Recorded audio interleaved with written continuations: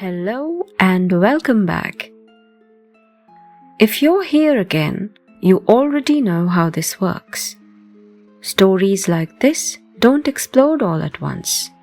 They tighten. Last time, the city bled, and then did what it always does best. It pretended nothing happened. But some people don't forget that easily. Some people notice the things that refuse to stay accidental, the overlaps, the repetitions, the patterns that begin to form when coincidence stops winning.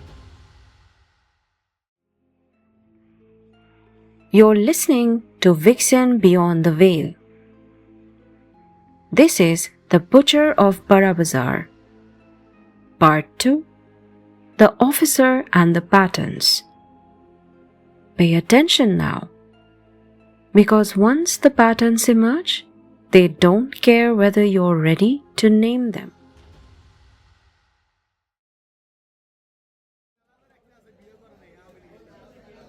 Burrabazar did what it always did best. It pretended nothing had happened.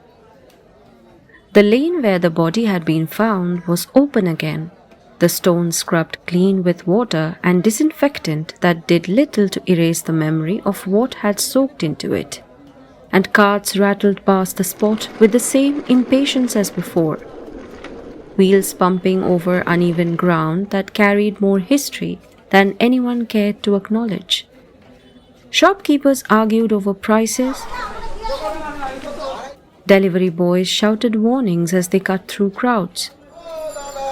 And if one looked closely, closer than was polite, one might notice how conversations dipped momentarily when eyes strayed too near the corner where police tape had briefly lived. Arin noticed. He always did. He moved through the market that morning, not as a reporter chasing a headline, but as a local retracing familiar paths, exchanging nods with shopkeepers who recognized him, accepting cups of overly sweet tea he hadn't asked for, and asking questions that sounded casual enough to pass as concern rather than inquiry. No one said very much. They rarely did at first. The man who had died was described in the careful language reserved for the harmless and the forgettable. Quiet, regular, kept to himself. And each repetition of the phrase made Arin more uneasy, because lives like that were not meant to end violently, and Burrabazar, for all its rough edges, had rules about such things. Back at the newsroom, the story shrank. Shamor skimmed Arin's follow-up notes with visible impatience, tapping the desk with a pen as though trying to knock sense into the paper itself. There's nothing solid here, he said finally. No motive that holds, no suspect worth naming, just a body and a lot of unanswered questions. I'm not trying to force an angle. Arin replied, though his voice carried a strain he hadn't intended. But the way it happened, how controlled it was, that isn't random. Shamor looked at him then, unimpressed. Controlled doesn't mean meaningful. He said flatly. It just means someone got away with it. And until they don't, this stays small. Arin returned to his desk with the familiar sense of being gently but firmly set aside, the conversation behind him already shifting toward louder, shinier distractions. And before he could sit down properly, a chair scraped nearby as Rohit Majumdar leaned back from his screen with a grin that had never meant anything kind. So, Rohit said, loud enough for a few others to hear. Burrabazar again. What is it today? Mystery stains? Haunted shutters? Or did the ghosts finally agree to go on record? A couple of desks away, Nisha laughed softly without looking up from her phone. Careful. She added, amused rather than malicious. Next he'll start connecting dots that aren't there. Arin smiled thinly, the expression practiced enough to pass as good humor, and said nothing, because experience had taught him that explanations only prolonged the sport. He slid into his chair, opened his laptop, and felt the invisible line close again, separating him from the easy camaraderie that seemed to come so naturally to everyone else in the room. Hey, Mukherjee! Rohit called after a moment, not quite done. When you crack the case, don't forget to thank us little people. Arin did not turn around. Instead, he reached into his bag and pulled out the old notebook he kept hidden from casual scrutiny, its pages worn soft at the edges, the cover creased from being handled far more than it should have been. On those pages, he began to list details that refused to organize themselves neatly. Not conclusions, not theories, just fragments.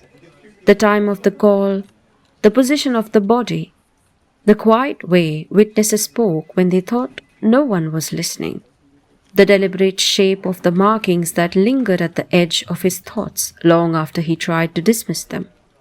He wrote, knowing full well that he was building something no one had asked for, something that would likely earn him more ridicule than recognition. And yet, he continued anyway, because stopping would have meant accepting that some stories were only worth telling if they arrived already approved. Across the room, laughter rose and fell. Deadlines were argued over, and Arin worked on in silence, carrying the familiar weight of being the one who noticed things that made everyone else uncomfortable. Across the city, ACP Ria Sen did not waste time pretending. She had learned early in her career that chaos responded best to structure, and she brought that understanding to the investigation with the same quiet, unshowy efficiency she brought to everything else. Reassigning officers with minimal discussion, tightening protocols that had grown lax through familiarity, and making it clear, without ever raising her voice, that speculation would be treated as a liability rather than curiosity. In briefings, she spoke in the language she trusted most: evidence and timelines, procedure and probability, the reassuring geometry of facts that could be defended under scrutiny.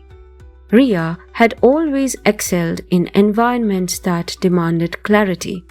Top of her class at the academy, dependable to a fault, praised in performance reviews with the kind of adjectives that sounded impressive but never personal. She had built her career on consistency rather than flair, believing correctly that survival in uniform depended on being harder to dismiss than to remember. Her parents spoke of her achievements with pride that bordered on relief.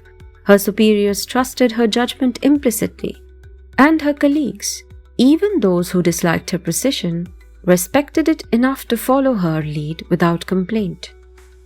Emotion, she had learned, was best handled privately.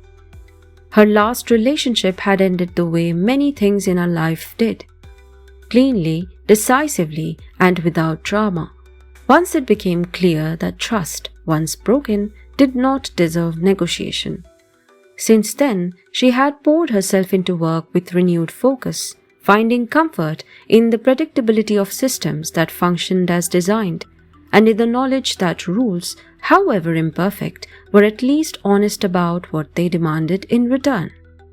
If the markings at the crime scene unsettled her, she did not allow it to show. She photographed them, catalogued them, and filed them away as data points to be revisited once the noise died down, refusing to indulge the part of her mind that wanted to ask questions not yet supported by proof. Instinct had its place, she believed, but only after evidence had earned the right to speak first. And yet, somewhere beneath the discipline and the well-trained calm, a quieter awareness lingered, one she did not yet have language for, only the faint and unwelcome sense that this case was asking her to recognize something that procedure alone might not be enough to contain. When the second body was found 2 nights later, it was Ria who arrived first. This one lay behind a fabric godown, folded awkwardly between stacked rolls of unsold cloth that had absorbed more blood than should have been possible. And though the wounds were not identical to the first, they carried the same unsettling precision, the same deliberate restraint that suggested purpose rather than frenzy. The markings appeared again, altered just enough to make them feel intentional rather than repetitive, and Ria stood over them in silence long enough that one of the junior officers shifted uncomfortably. Bag it. She said finally. Photograph everything. No leaks. Arin arrived soon after, breathless and irritated at himself for the speed with which the news had reached him, and found the scene already under control. The cordon wider, the constables more alert. He caught Ria's eye briefly from across the space and nodded, a gesture she returned with the barest inclination of her head before turning back to her work. They spoke later, away from the body, standing near a shuttered shop that smelled faintly of oil and dust. These aren't random. Arin said quietly, choosing his words with care. Different places, different routines, but the same kind of intention. Ria studied him for a moment, arms folded. Observation, She said. not conclusion. Observation is how conclusions start. And both men lived quietly. Night work. No enemies worth mentioning. That makes them targets for opportunity, not patterns. Unless the pattern is invisibility. Arin said before he could stop himself. Something flickered across her face then. Not agreement, but recognition of a line of thought she had not yet decided whether to indulge. Careful. She said again, more softly this time. People read too much into coincidence when they want answers quickly. The third death arrived before either of them had finished arguing with themselves. This time, the body was found closer to the river-facing warehouses, early morning fog clinging to the scene as though reluctant to let go, and the similarities were harder to dismiss. The careful wounds, the altered markings, the same quiet life left abruptly and without explanation.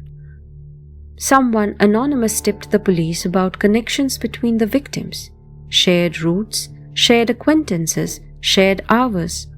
And though the information was vague, it was just coherent enough to begin shaping a narrative.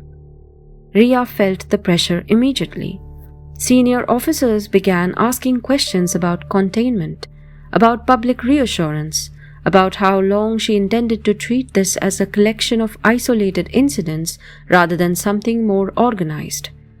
She answered them with facts and timelines, aware that patience was thinning in places where results were expected quickly.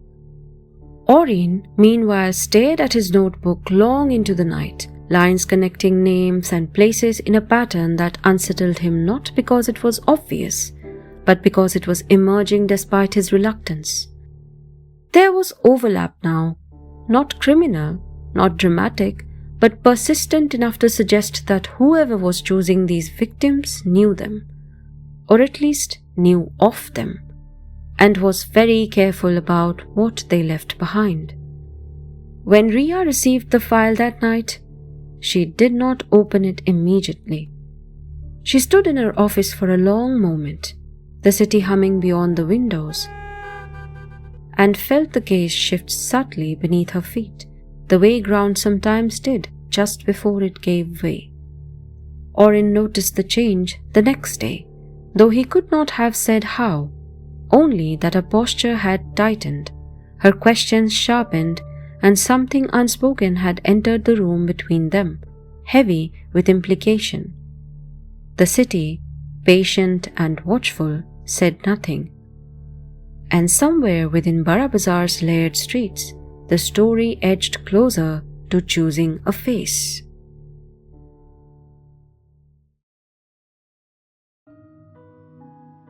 And that's where we'll stop for tonight, because patterns have a way of tightening once they're acknowledged. Questions are starting to align. Attention has shifted, and the city is no longer pretending quite as convincingly as before. What comes next won't feel accidental. If you felt drawn into this story, you can support the channel by liking, sharing, and subscribing. It helps these tales reach the listeners who might already sense that there's more happening around them than meets the eye. The Butcher of Burrabazar will continue in part 3.